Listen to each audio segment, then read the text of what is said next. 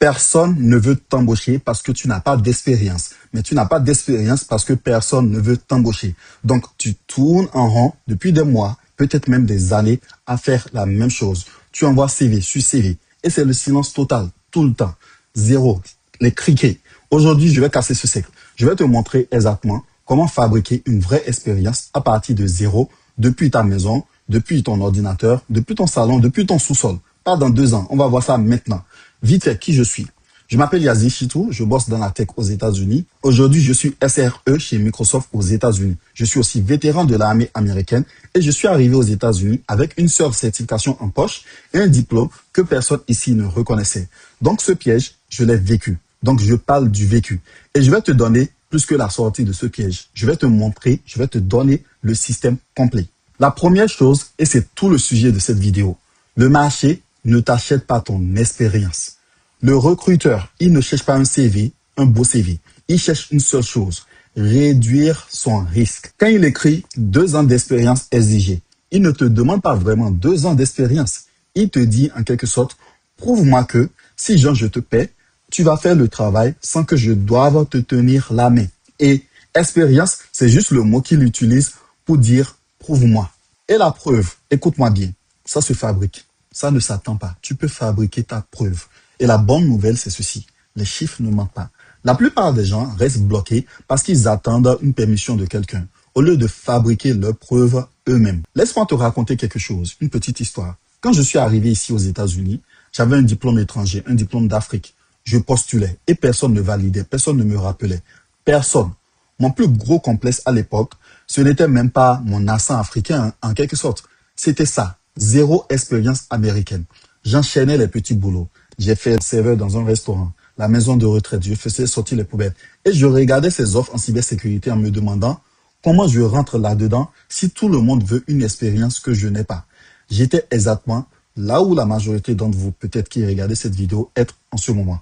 Et ce qui m'a sorti de là, ce n'est pas de la chance. C'est d'avoir arrêté d'attendre et d'avoir commencé à construire ma preuve moi-même, brique par brique. Et justement, ces briques, les voici. Ta preuve tient sur 4 briques. Okay? Brique 1, ton lab. Très important. Brique 2, tes projets. Brique 3, l'expérience structurée. Brique 4, ton narratif. C'est-à-dire la façon dont tu racontes tout ça.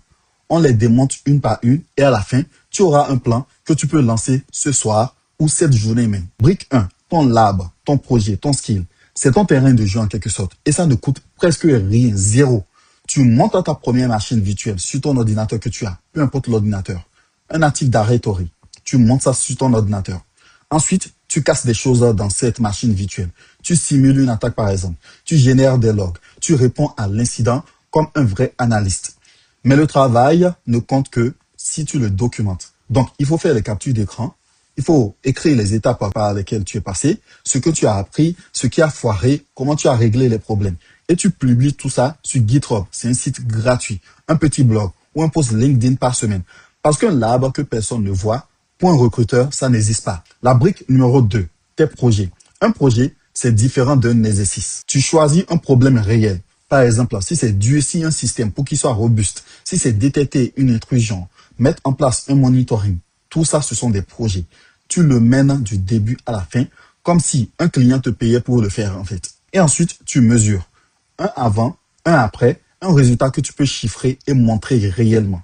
Et tu ranges tout ça dans un portfolio que le recruteur ouvre en 10 secondes. Retiens ceci. 3 projets bien finis du début à la fin valent plus que 10 certifications alignées sur un CV. Je l'ai vécu, je te le dis par expérience. Maintenant, la pièce qui chez moi a tout débloqué est celle-ci.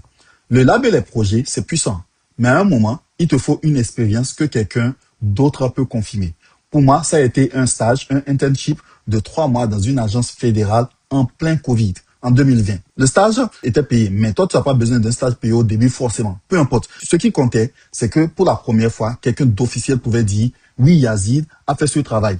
Ça, sur un CV, ça change tout. Parce que ça transforme ta preuve personnelle, justement, en preuve vérifiée. Une preuve que le recruteur, justement, peut appeler et confirmer. Est-ce que Yazid a travaillé chez vous? C'est très important, peu importe le nombre de mois. C'est ça qui casse vraiment le cercle dont on a parlé en début de vidéo. Garde cette idée en tête et on va y revenir à la fin de la vidéo. Brique numéro 3, l'expérience structurée. C'est exactement ce dont je viens de te parler. Un stage, un internship, même si c'est court, même si c'est non payé au début, ça compte, c'est très important. Ensuite, tu peux avoir de l'expérience en faisant du volontariat, aide une association, aide à ta mosquée, une petite boîte du quartier par exemple à sécuriser ce système. Ça aussi, c'est important. Une mission, un contrat freelance par exemple que tu peux trouver sur Upwork, un petit job technique. Et le point le plus important dans tout ça, il te faut une preuve écrite.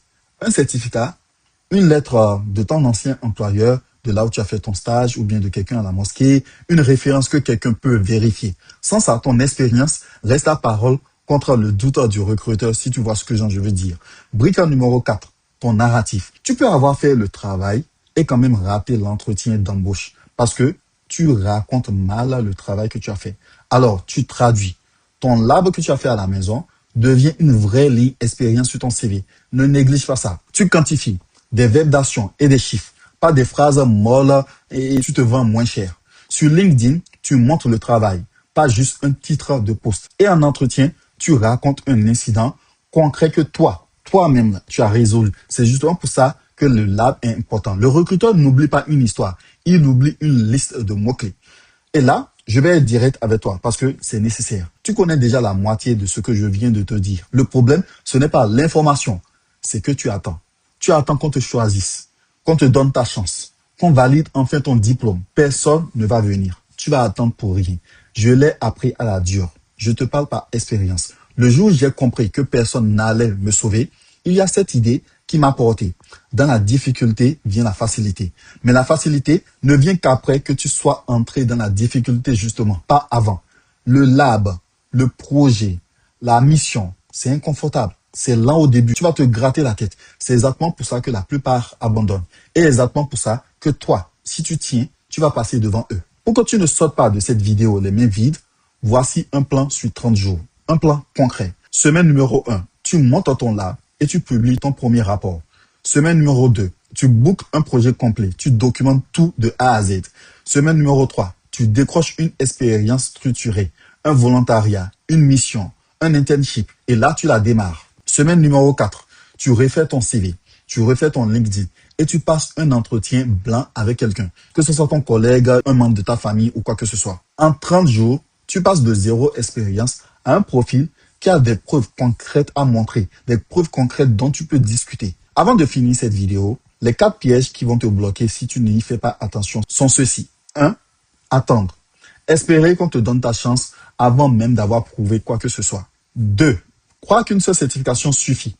Non, une certification trouve une porte. Elle ne t'embauche pas. Tu as besoin du combo, diplôme, certification et hands-on. Je parle de ça tout le temps.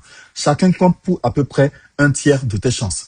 La clearance, le security clearance, quand elle arrive, c'est la cerise sur le gâteau. 3. Il faut pas te mentir. N'invente jamais une expérience que tu ne pourras pas défendre en entretien. Parce que on te grille en 2 questions. Si on te pose des questions que tu as mis sur ton CV, tu vas te faire griller.